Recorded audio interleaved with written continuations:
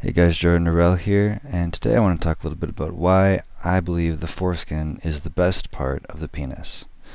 So, the foreskin is basically like a guy's clitoris. It's by far the most sensitive, scientifically, simply, it has most of the nerve endings, the vast majority of the nerve endings in the penis, over 95%, by estimates that haven't been released yet, though the previous ones were like 80 or whatever percent, so regardless, it's most of the vast majority of the nerve endings. All of the fine touch nerve endings in the penis are in the foreskin. Those are Meissner's corpuscles. They take very fine, very subtle, like variations in touch, temperature, stretch.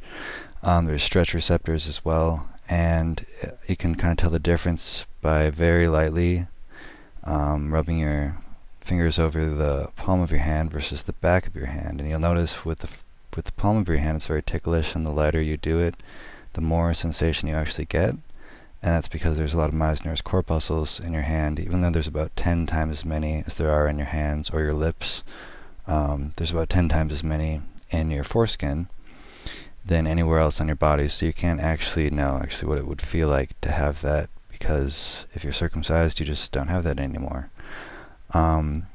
So that's most of the fine touch nerve endings in the penis are, or pretty much all of them are in the foreskin. In the ridged band, which is a circular little structure at the very front of the foreskin, at the lips of the foreskin, much like the lips of the face, feels really, really good to do things with them with other people. And have them manipulated in different ways. Most guys, some don't know this, but intact guys who have their foreskins, if you lightly stimulate either the ridged band, which is the lips of the foreskin, which retracts but is still very, very sensitive when erect, or the frenulum, which is the other very sensitive part of the penis, which is the little stringy part underneath. Circumcised guys usually still have that somewhat, though it's always damaged. Often it's actually removed. And so it's much, much less sensitive than it is for an intact guy. It's also dried out. The foreskin also protects the penis, and so it keeps the head moist and supple and able to feel much, much, much more. And it's actually, the head is an internal organ, as is the inner foreskin and the frenulum. And so all of these are kept moist and extremely sensitive and able to feel temperature. Guys who are not circumcised, when their foreskin retracts, when they are erect, they can feel the air very, very noticeably on their glands, and it's extremely erotic, so I've been told. As well as many other sensations in both the glands, because it's covered and doesn't develop this callus that circumcised guys have, as well as the foreskin itself, which is the main point of this video. The foreskin itself is actually far more sensitive than the glands or any other part of the penis. So the foreskin also folds in and out of itself. If you watch, type in masturbation with foreskin or other foreskin porn, you can see how the foreskin actually works, and it's really, really beautiful, the way it glides in and out of itself. Nature really outdid herself on this one, and that gliding action is, for intact men, often the most pleasurable part of sex, the foreskin gliding in and out of itself. It's really, really hard to describe this,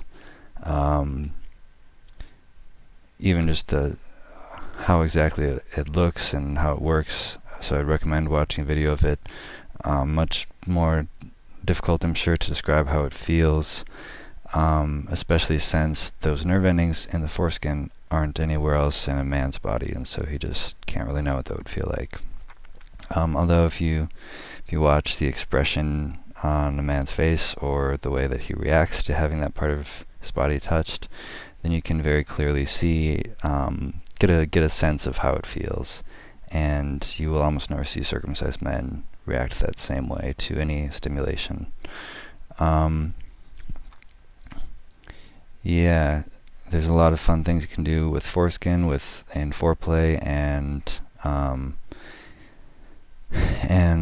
during the sexual act itself, as well as with masturbation. There's just a lot more skin to play with and have fun with, and it's extremely sensitive. You can do very, very fine things. A lot of foreskin porn you might see, guys are barely doing anything. It looks like they're almost not doing anything, but they're clearly getting a lot out of it because they don't have to do much, and so they can do it for a very, very long time.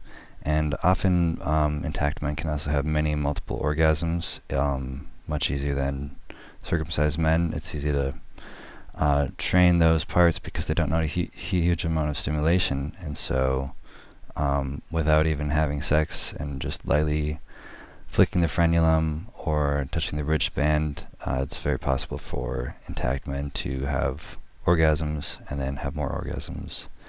And often intact men also talk about the full body orgasm and how they have these much more often than circumcised men, where the whole universe shatters itself. It's like a bomb, it's like an explosion, it's like God revealing itself to you in every cell of the vibrating universe. I don't know, I'm just trying to say the things I've heard because I, again, haven't really experienced that. To me it's like a release. It's like, that was glad to, have that tension that was building up be released, as opposed to union with the divine soul of the universe or whatnot, and feeling literally your whole entire body just writhing in ecstasy.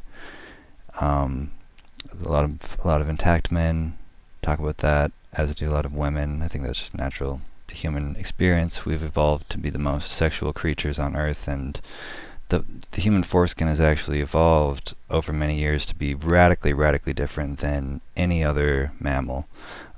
It's by far the most sensitive part of the penis. I said all the nerve endings are there in that part, versus most mammals have a lot of nerve endings actually in the head, and the foreskin isn't very important. So the male foreskin is what makes us human. It's what makes us different than apes. It's what makes us truly able to enjoy sex, truly able to tap into a greater creativity and inspiration. I believe it's what makes us understand what sensitivity and love is. It's what makes us truly men. The foreskin is